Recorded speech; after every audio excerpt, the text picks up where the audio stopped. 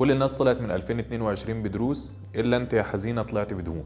وهو ما كانش يصح برضه كل لما كريم يزعلك تجري تفتح التلاجة. وبعدين حصل ايه يعني لما سعاد صاحبتك ما ردتش عليك؟ مش معنى انها ما ردتش تروحي تضربي سندوتشين شاورما. انا عايزك لا تلومي نفسك ولا تلومي اللي حواليك. انت عندك حاجه اسمها اضطراب الاكل العاطفي، ودي حاله صحيه بتخليكي تلجئي للاكل كل ما تحسي انك غضبانه او زعلانه او زهقانه او خط الايلاينر ما ظبطش النهارده وحاسه ان شكلك وحش. لا ما تتخطيش، استني بس هقولك هنعمل ايه. خلي دايما في شنطتك نوتة اكتبي فيها كلتي ايه والكمية قد ايه وكنت حاسة بايه وانت بتاكلي، ومع الوقت هتقدري تدركي العلاقة ما بين مزاجك وما بين الاكل وتعلمي تسيطري على غضبك شوية يا انسة غادة. ولو معرفتيش ممكن تجربي اليوجا او تمرينات التنفس او التأمل.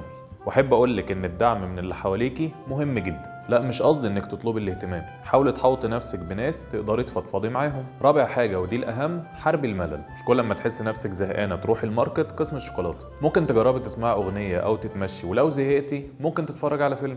ولو عايزه تاخدي معاه سناك خدي سناك خفيف زي الفشار. خامس حاجة بكرر لك، ابعدي تماما عن فرص الإغراء. مش لازم تروحي الماركت وانت متعصبة، وأجلي نزلة الشوبينج شوية. ولو فوقتي بعد انتكاسة في وقت ما وحسيت انك بتعكي، بلاش تلومي نفسك وتحرمي نفسك فجأة من الأكل، لأن ده بيأثر بالسلب على حالتك النفسية. طب لو عملت كل ده ومفيش فايدة، ساعتها لازم نرجع لمتخصص علاجي، وكلمينا على الصفحة واحنا هنساعدك تتخطي المشكلة دي ازاي. ولو انت بعيد عن مراكزنا ممكن تتابعي معانا اونلاين.